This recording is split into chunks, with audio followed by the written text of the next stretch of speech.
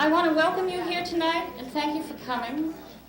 At Northeastern, this program has been possible because of the work of the International Students Office, the Law Policy and Society program, and the Women's Studies program. I'm very glad you're here. I wish the room was twice the size and twice as full. There are a lot of people here who want to speak. The first person is Luis Elisa from the NAACP, the president of the local chapter here. He'd like to say a few words in support of Madre in this peace tour. Thank you. He's not here, move on. He's not here. Okay. Well, I'd like to say on behalf of Luis Elisa that he supports the peace tour.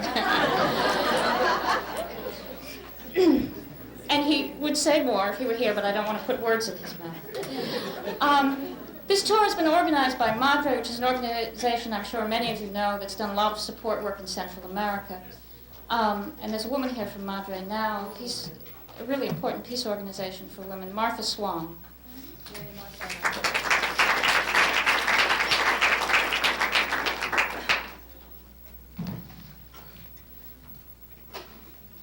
Yes, there is a woman here from Madre. There are quite a few of us, in fact, and it's an honor. It's an honor to be here at this moment of, yes, tremendous urgency here in the United States, in the Middle East, and around the world. We are not at peace. Peace did not end on August 2nd. Peace did not end or begin. Peace did not begin with a ceasefire on February 28th.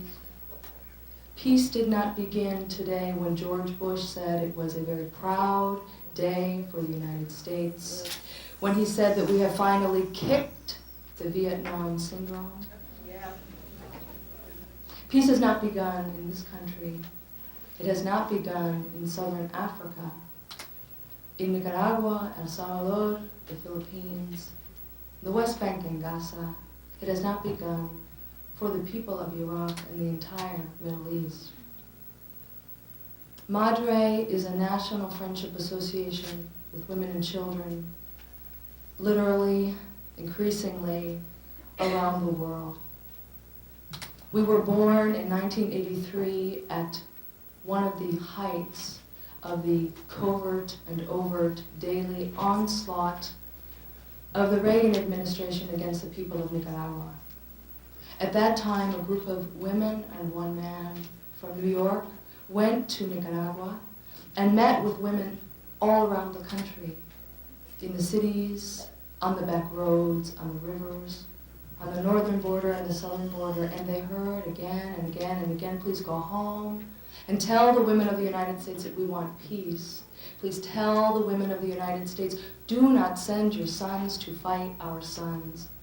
If you send your sons to fight our sons, they will surely die on our soil, and we do not want the women of the United States to feel the same pain that we feel as Nicaraguan mothers. Many times during the 1980s, the people of Nicaragua felt that invasion, direct invasion, was imminent. As the blackbird broke the sound barrier, as the harbors were mined, as roads from the cities to the countryside, to the churches, to the fields were mined, as warships cruised the borders, cruised the coasts on the Atlantic and the Pacific. So Madre was born in response to this plea by women of Nicaragua to please tell the women of the United States, because we believe that if the women of the United States know what we are experiencing because of your government, if they know that we want peace and that we see them as sisters and as friends, we believe they will stop this war. That request was taken very seriously and led to the creation, the birth of Madre, a multicultural cross-class organization with more than 23,000 members around the United States.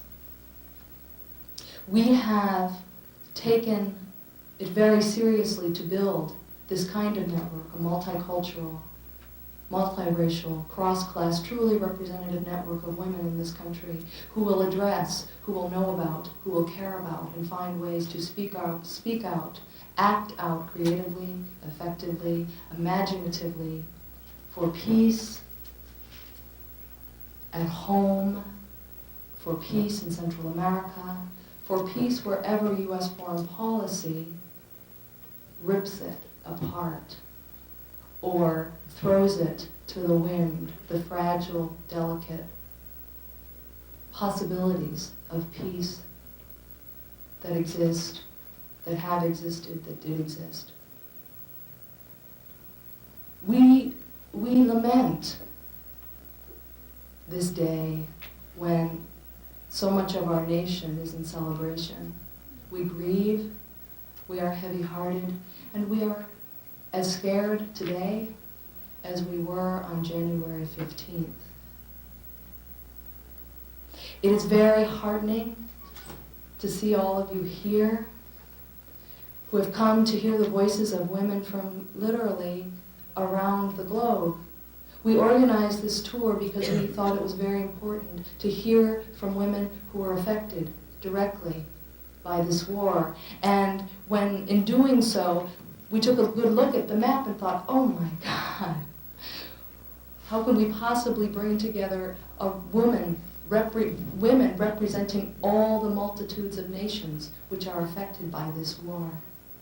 We've done one hell of a job in bringing together women from the Middle East, from Eastern Europe, from Western Europe, from Puerto Rico, from the United States, to speak out against this war, to speak out and begin, or to continue to define what we mean by peace.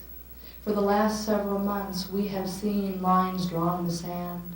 We have heard about theaters of operation. Well, is this theater a Nintendo game, or is it a theater today which is the Wild West at high noon, or is it a theater of Star Wars? What kind of absurdity have we been barraged with and desensitized with? And peoples around the globe, particularly in Iraq, in the West Bank and Gaza, what language have they used to dehumanize even further the people who have been so devastated by the last 45 days of the worst military bombardment and the worst censorship and lies and distortion that the world has ever known?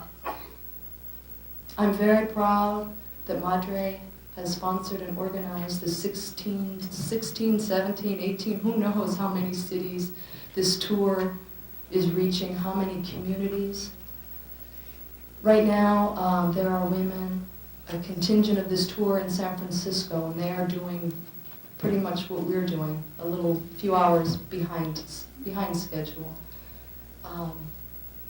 And they've been very encouraged, as we have, by the meetings, the reception, the crying out that they hear, that they see of people of conscience, people of decency, patriots here in the United States. We are very, very grateful to Linda Simon. Linda?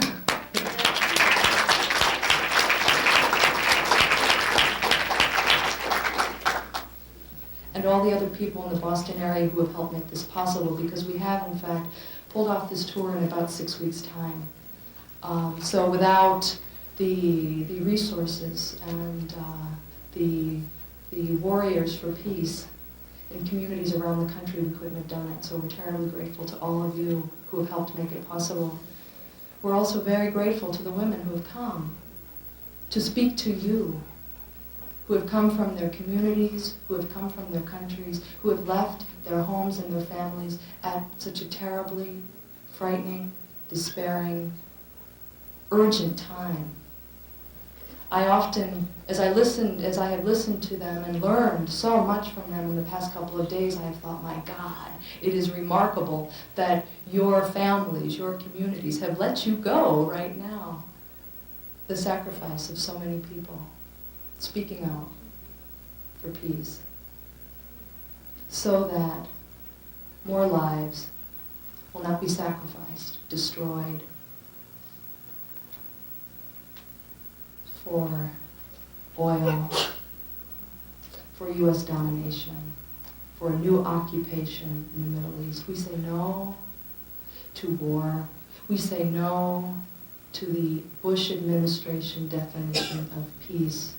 And I'm very happy to absent myself from this microphone so that you may hear from the very moving and articulate and urgent voices of the women who are with us tonight as we seek together to create a new language, to embolden our imaginations and our actions for peace, for a just, a lasting, a secure peace for all of us today, tomorrow, and for the lifetimes ahead of all of our children. Thank you for coming. I would like to introduce, I'm honored to introduce a poet here in Boston, Rosario Morales.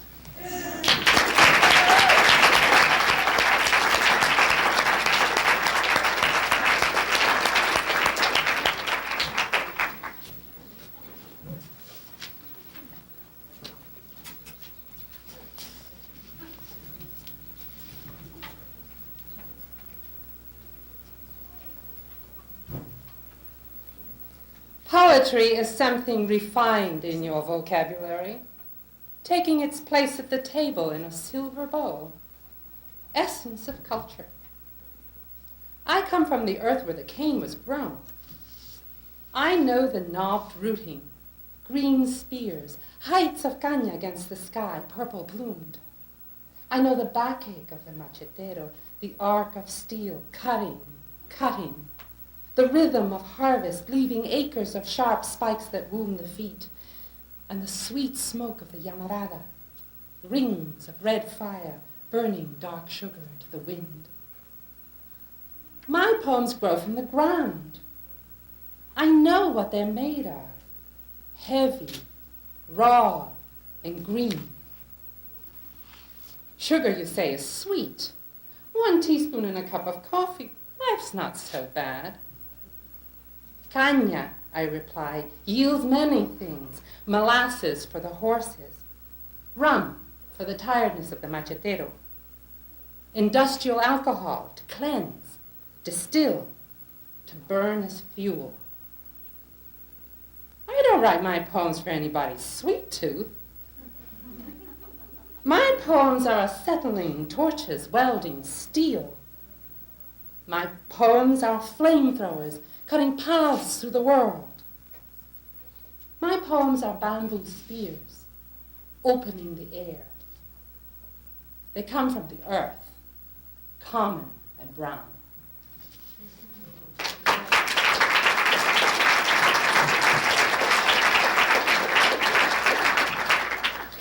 That poem was written by my daughter, Aurora Levins Morales, with whom I've published a book. Wow. And I would like to read one more poem of hers before I go on to my own piece. She calls this one a story. He said this was something that happened in his own city before he fled for the border with his young wife who was pregnant. His face was round, childish, shy. His eyes were dark and still. He speaks in a low, even voice, as if he could make the words he says lie down, be less sharp. But he can't. And we see that they hurt his throat as they come out, and that they hurt his chest when he tries to keep them in. He says he was walking down a street in his city with a friend. It was dawn, and they were on their way to work. The woman was lying on the pavement, dead. She'd been shot in the head.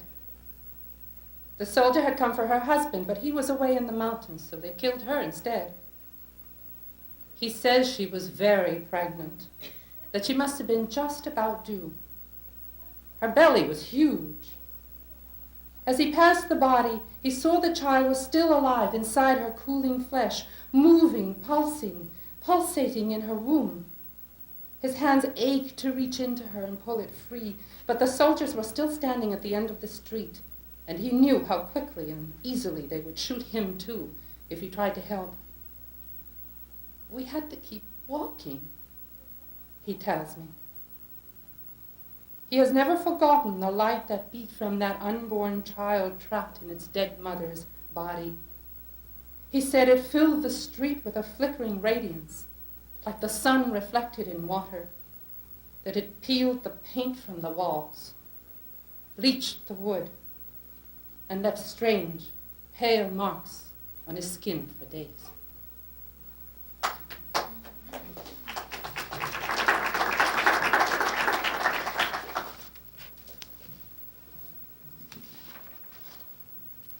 I will end with my piece, which is really a confession, called Bad Communist.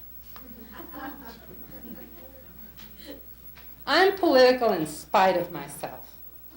I don't want to do the things I know I have to do. Don't want to expose myself to disapproval, to retribution. Don't want to go to meetings and demonstrations, distribute leaflets. Don't want to ask people for money, for signatures. I don't do these things as naturally as I breathe, the way I imagine real political people do. Real communists, real socialists and feminists, real radicals, real troublemakers, real champions of the people.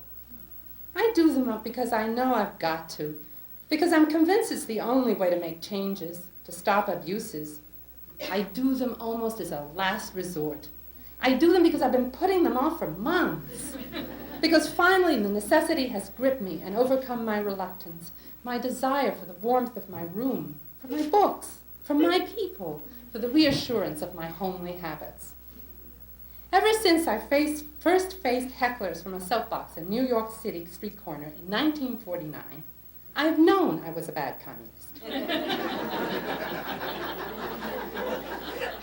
Not a communist with a capital C, a member of a communist party, but a communist with a small c, a militant, a fighter, a person who will battle injustice everywhere and work for a new society without it.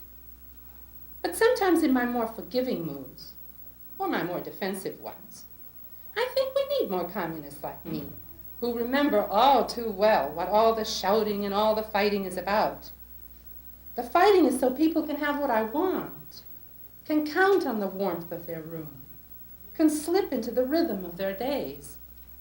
We want to live in peace without the grip of a policeman's hand on the shoulder, the threat of the rapist at the door, without a gun to our ribs, with food and good work to do every day of our lives. I get furious that we can't have that people in so many places can't have that. And sad. These days I'm sad and angry all the time. The necessity is so clear, the guns and bombs so obvious, the rapes, arrests, deaths so common, the threat, the hunger, so omnipresent. But I want so badly to rise every morning and write, sit every noon and sew on my quilts, get up every afternoon and walk. I want some of the peace that years of child-rearing, years of picketing, leafleting, caucusing, and meeting denied me. I want some of the single-mindedness impossible when there was a house to clean, food to prepare, a mimeograph to fix, children to respond to, factions to conciliate. I pursue it. I'm sitting now with my teacup by my side, the sun rising higher in the sky with every word that slides out of my pen. But I feel terrible. Strong-voiced East European Jewish matriarchs of the left, true fighters, the mentors of my communist youth, stand before me, arms akimbo, saying, "No? So when will you get off your tuchus?" Please, I plead, just one more day of peace, just one more page. I'm too old now to expect that I can will myself to become like them. I must accept myself, poor communist that I am. But even I know the time has come. So I answer them, "All right already, enough, I'm coming." Oh me, oh my, oh me. I'm coming.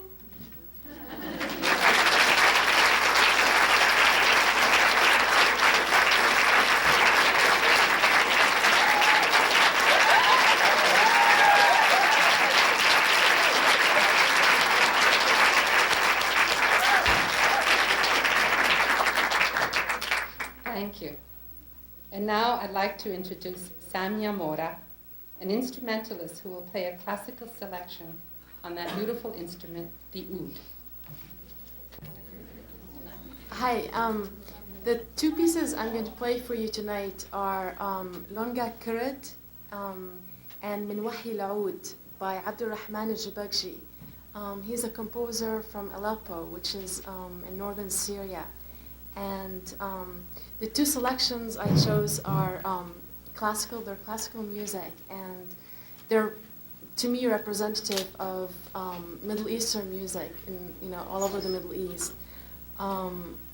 The instrument I'm playing is called the oud, and it's the ancestor of many instruments that we have nowadays, like the guitar. It's also the ancestor of the lute and the mandolin and other instruments as well. It's a Middle Eastern instrument, and it's played, throughout the Arab world, Iran, Turkey, other places too. And music in the Middle East is one thing which tends to unite people. You'll probably notice from the music that you'll notice sad overtones, minor keys. A great deal of Middle Eastern music has been written, especially the last century, is very sad, and it's reflective, I think, of the realities of the situations. So I hope you enjoy it.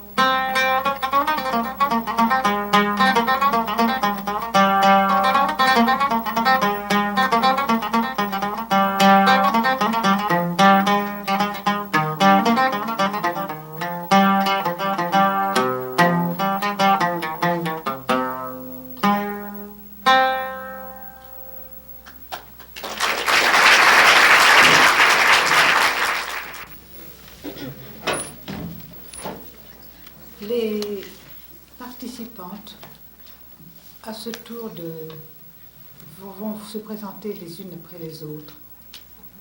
Je m'appelle... Oh, excuse me.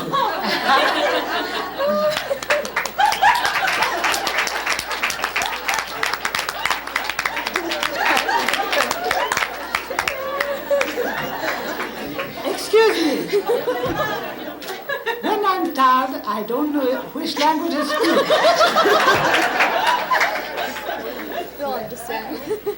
It happened once that I was supposed to speak in French and I spoke in English. This time it was the contrary. So we are going to explain who we are quite briefly, because we think that the important thing is that the three people representing Iraq, Palestine, and Israel will speak longer. So I just say a few words. As it's not necessary to say that I am French. My name is Cécile Goldet. I've been a gynecologist, and as all gynecologists, I've been working with women all my life. And working with women, I found that we haven't the right place in public life, so I entered in politics and I became a senator in the French Parliament, which is, I suppose it's the same here. It's not very often. When I entered in the Senate, we were 4 women out of 320 men.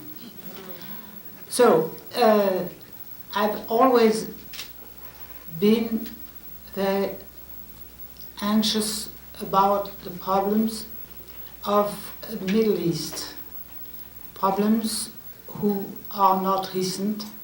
The war began 6 months ago.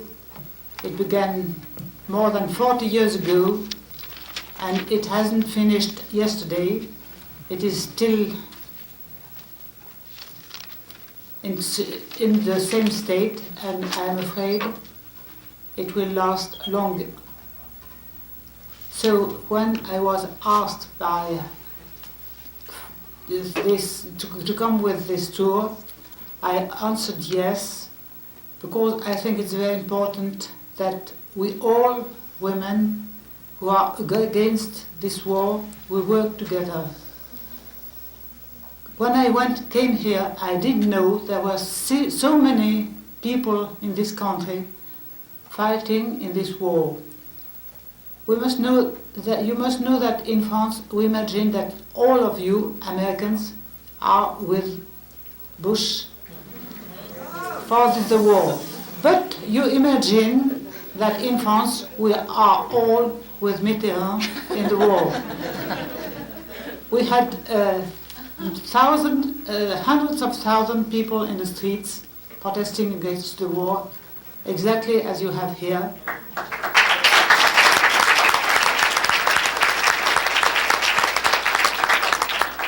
And I think that's very important, that I know, and I may tell it when I come back, what is happening here, and you know what is happening in my country, and that we try and keep in contact and know more and understand more of each other to be able to act in a more efficient manner.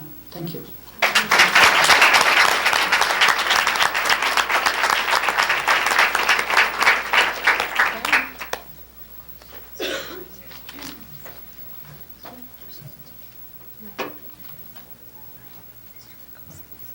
Men usually fight on mics, women are generous with each other.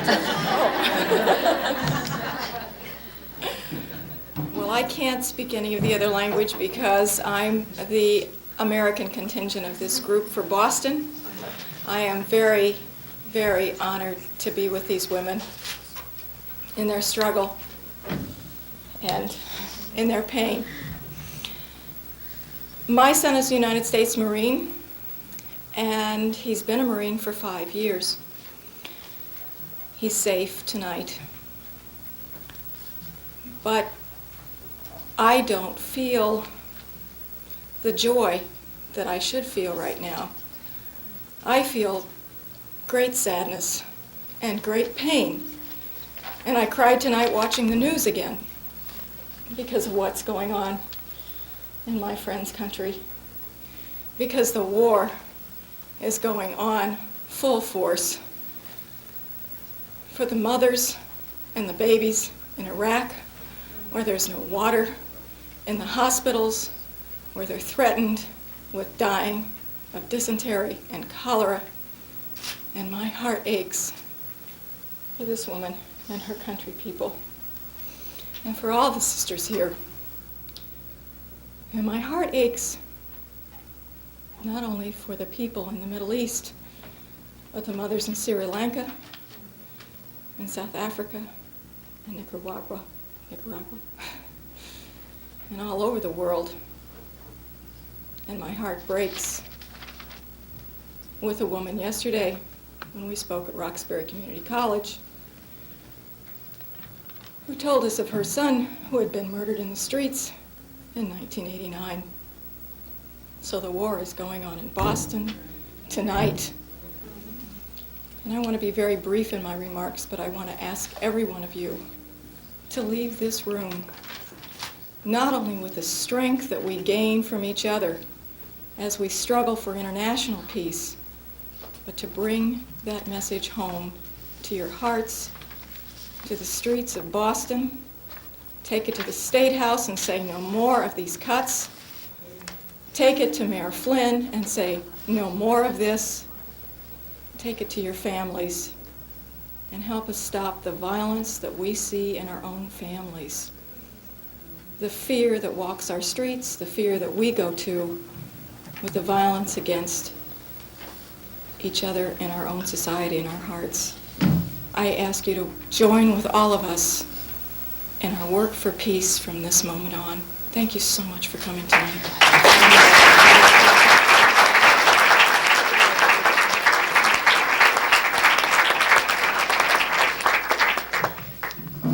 Merhaba. Hello, I'll be translating for the Turkish woman. İsmim Şükran Yağcı. Türkiye'den geldim. My name is Shukran Yağcı. I came from Turkey. Türkiye'de kadınlara yönelik insancıl yönde aktif çalışmalarım oldu. I work among the women in Turkey in the communities on humanitarian issues. Kendi çapımızda küçük çalışmalar. And among our small community and little work. Cesur Anneler Turu'na barışa bir katkım olabileceği ümidiyle katıldım. I joined this tour to participate in Mother's Courage Tour to participate in peace. Arkadaşlarımla aynı fikirdeyim. I share my friends' feelings and thoughts. Halkım barıştan yana. My people is with the peace. Bunun için Körfez'e askerimiz gönderilmedi. That's why they couldn't send soldiers to the Gulf. Sorunların barış ve sevgi içerisinde çözülmesinden yanayım. I am personally with the idea problems should be solved within peace and love. Bu turda verdiğimiz mesajın yerine ulaşmasını istiyorum. I'm just hoping this message with this tour reaches the right target. İsrail, Filistin, Türkiye, Amerika, Irak kadınları el eleyiz. Israel, Palestine, Turkey, America and Iraqi women are all together here. Teşekkür ediyorum. Thank you very much.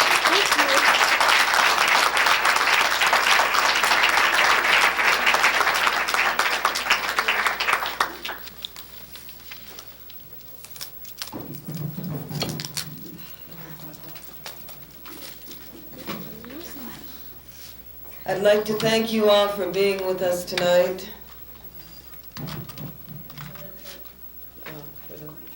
I'd like to thank you all for being with us tonight and hearing the important messages which we all have to give. I believe the message of from Palestine will be very important for you to hear, because that's one of the crises and issues that still has not been resolved. I believe that January 16th was a tragic day in the history of humankind, and I believe, as one of the great leaders of this country once said, and that is Dr. Martin Luther King, there comes a time, if we don't speak out, it is a form of betrayal. And so all of us women felt that it was important for us to come and to speak out to the world, speak out to the women and families of this country about the truth. Because I think when we first started our tour, the war was still going on. Now there's a ceasefire. There's only a ceasefire in terms of the bombardment of the Allied forces on the civilian population of Iraq. But I do believe that the war still continues. I think what's important for us now together is to think together of the many issues and the many lessons that we needed to learn from these 40 days, and to take from those lessons and to extract from them so how we may become stronger and more united for the future. I think one of the lessons that we need to think about is the lesson of democracy. Are we really in a democracy? And how does a democracy function? What are the virtues of a democracy? And I think that this is one of the lessons and one of the issues that we have to start to ask ourselves and to ask our legislative and elected officials. Was there enough discussion? Was there enough debate in our country? Were the right questions asked? Were the truths presented to all of us? Ask ourselves about the role of the media in a democracy, because I feel that the media should be one of the most important tools in providing truth for people so that the public can help to make up the policies of our country. Not for the media to be playing the role of the consensus maker, and the media to be getting its information from the Pentagon straight and reporting it to us, and the media all to be censored. And even before that, what did we know about the Middle East? What did we know about Iraq? What did we know about Saddam Hussein? What did we know about the oil of politics in the region? What did we know about all of these issues are very important issues and questions for us to ask. So were the right questions asked by the media? Was democracy given a chance? Or did we go to war as any other dictatorship may have gone to war? And did we hear the polls day in and day out? As a top 10 radio station player one day tells you that this is the top 10 song for the week, and they would tell us this week the mood is with the war, the next week against, and then before it's with, and then all of a sudden we hear that 77% of the population is with the war, and before the war only half of the population was against the war. I think these are key questions that we have to think about, especially as educators, especially as students in universities, and really question our elected officials, question our papers, question the CNN, question the press, so that in the future and now we can have the truth, and we can ensure that we have the truth. I think because we didn't have the truth regarding so many important issues of the world, our government was able to have a double standard policy. And many people were blinded to those issues. Many people were blinded because they didn't know the truths. And the United Nations, yes, as one of the women on our delegation has said, has become the United Nations of America, we're sorry to say, because before this war, regarding a number of issues around the world, resolutions were taken, but never implemented. And in specific, I mean, regarding the issue of the occupation, the Israeli occupation of the West Bank and Gaza Strip. Over 300 resolutions were proposed from the United Nations regarding the occupation, considering it illegal, condemning it. Resolutions were proposed also calling for sanctions against Israel. but never were those sanctions imposed on Israel because the United States was always there to veto those sanctions. And those resolutions were always vetoed. I mean, the most basic human issue or human demand that anyone could have, to ask peacekeeping troops from the United Nations to go and protect civilians at the time of a massacre, was not even implemented for the Palestinian people.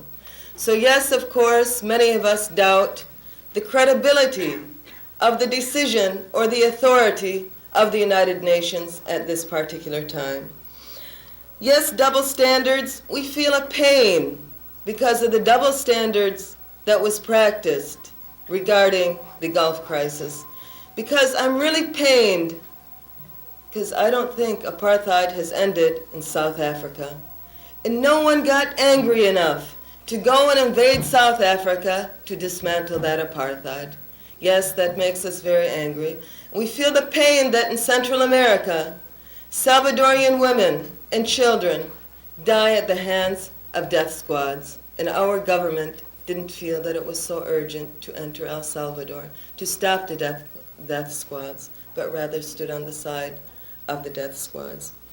Yes, so I think when we think about the double standards, whereby we've been funding occupation in the West Bank and Gaza Strip, our tax dollars were going to that. And then they said to us that the reason we declared war on January 15th was, or January 14th, was because we didn't want linkage. Well, why didn't we want linkage? What's wrong with that word? It's a very nice word because there are many issues that link up people in the world. It means that there are commonalities between peoples. And yes, in the Middle East, we feel that there is a linkage between oppression and occupation and ending that, whether it was in Kuwait or whether it was in the occupied territories of the West Bank and Gaza Strip.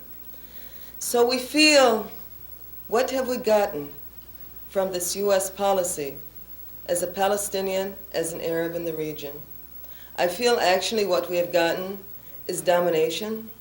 I feel that we've gotten thousands and thousands of people have died at the hands of this policy, whether it's through subsidizing occupation, which day by day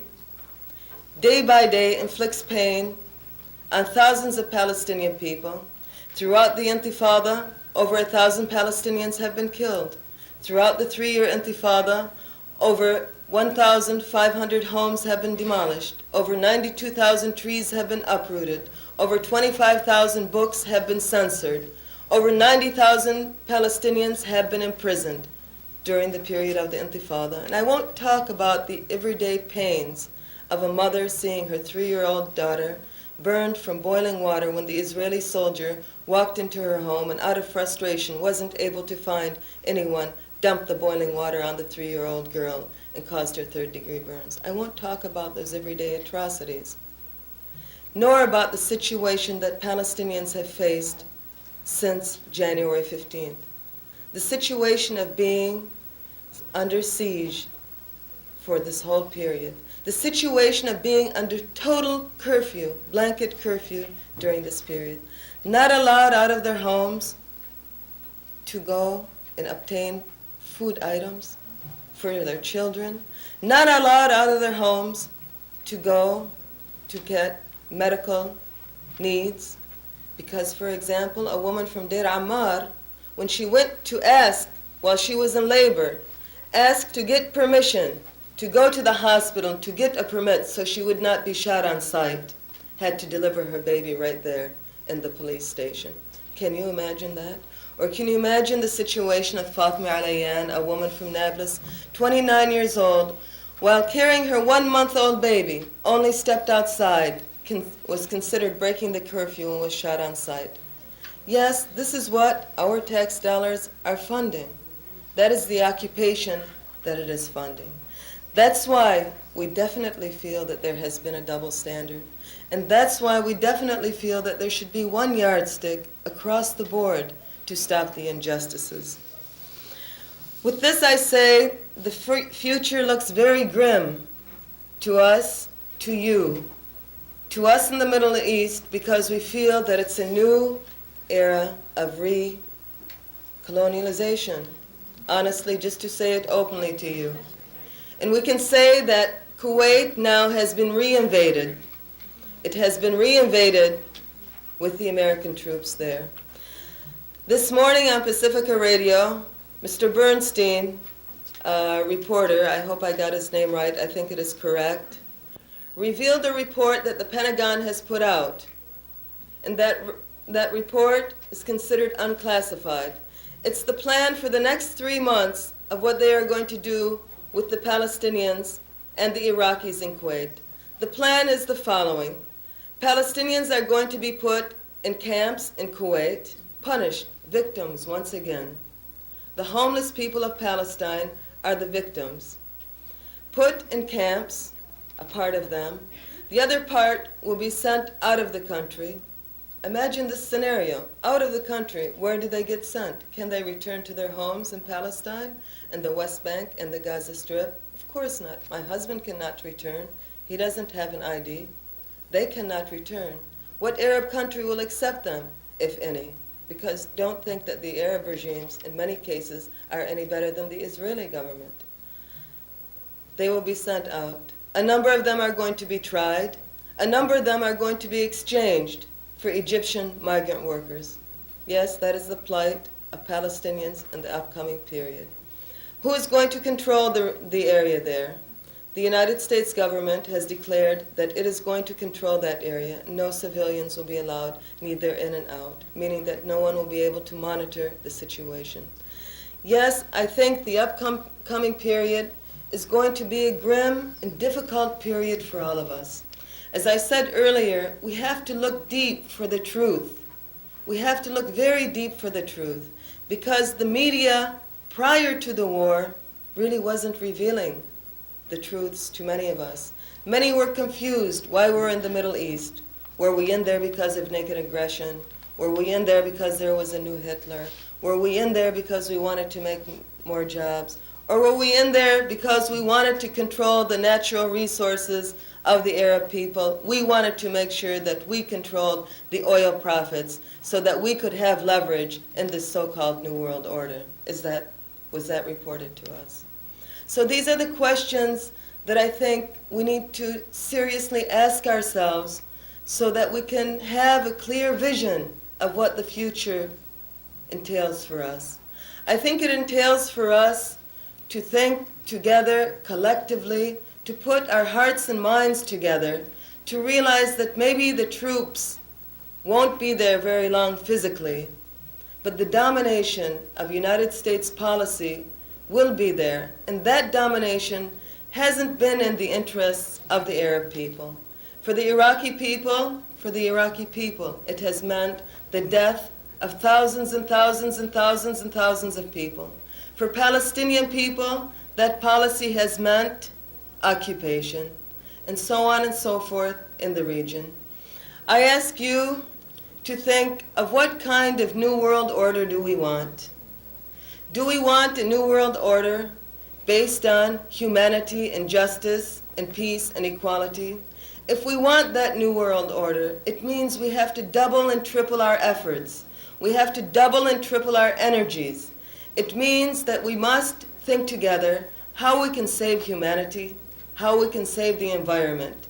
And it'll only come through our actions. Yes, we are anguished. Our hearts are heavy. Our tears roll down. But all of that needs to be changed into action, because as our great leader, Martin Luther King, once said, we march not because we enjoy it. We march so that we can make change and so that we can achieve peace. So we must continue to march with one another. Let us not think that the war has ended, because the war hasn't ended, neither abroad nor at home. Thank you.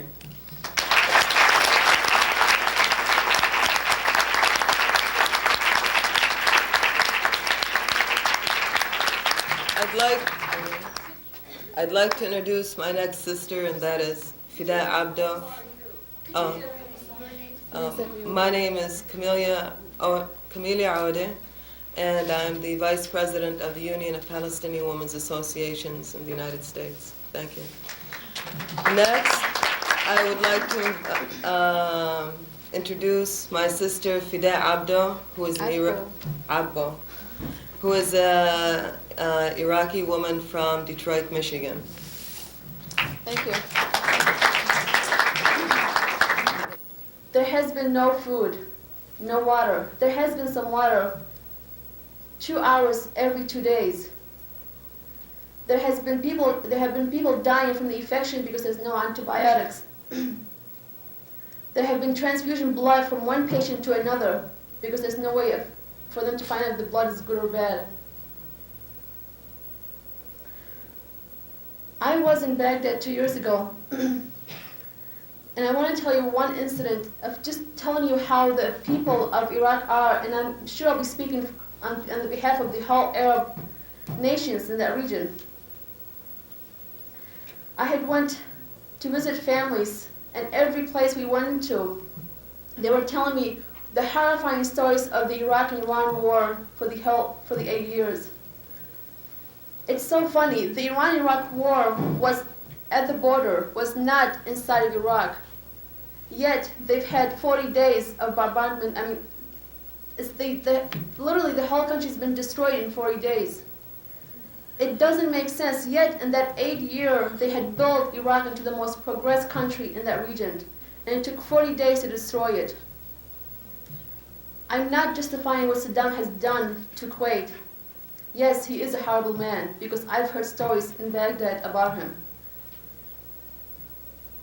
At the same time, I will never justify what America has done, because they could at least give more time. There would have been a peace. I don't care how long would it take, it would have been settled. I just want to say one more time, thank you very much for being here. They try to portray this group as a group of naive women. Women that have decided that it's going to be nice, it's creative, they sell t-shirts. They talk about peace, and they do it as a hobby, and we don't. And we don't do it because we were blessed with some kind of gift that others weren't. We do it because we made a commitment. And that commitment links our personal lives to our political commitment. And that commitment is what brought us together and did not allow us to shut up. And that commitment is what gives me, sometimes it's a Hebrew word, and I know I was surprised to hear it in English, the chutzpah, to talk back. And I'm here to encourage you to talk back to us, and to talk back to the people that want to define for us our futures, the future of the Middle East, and the future of this planet. And I'm here to pose questions and to share with you my concern, my frustration, my sense of hopelessness and helplessness that I try to translate into action. I'm here to share with you my fatigue, maybe, from speaking out for the past 10 years and trying to point out that indeed there are alternatives ways to resolve conflict. And I was sitting as we were driving here tonight, and my sister asked, can you do it? Just because I've been speaking out a lot and I looked tired. And I remembered my mother, and my mother does not speak in public, but my mother was never sick, and she never took a day off from caring for us. And I thought of her courage. And as I thought of her, I knew that I cannot enjoy the luxury of not speaking up, and not speaking up with the strength that I usually speak up, because she was not allowed to do what I am. Because at this very moment, women all over the world wish that they would have a louder voice, wish that someone would listen to their pain, wish that someone would listen to their hopes and fears for the future, wish that someone would give them a share in decision making, wish that someone would join hands with them. And this is what we are doing. This is